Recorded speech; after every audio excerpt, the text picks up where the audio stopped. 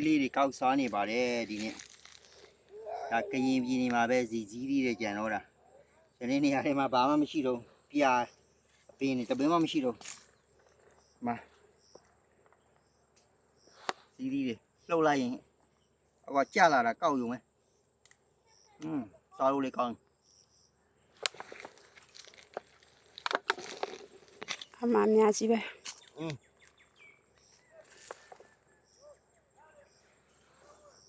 စားရှင်ကရင်ပြည်လာခဲ့အာဒီပဲလားဒီပဲလားပေါ်မှာလည်းအများကြီးပဲလာဒီရမယ်ဟိုဘကလာ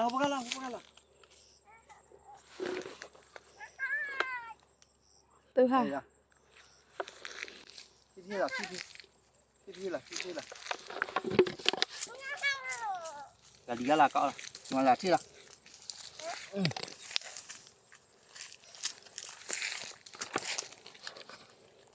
သူကစားသူပိုက်ထားတယ်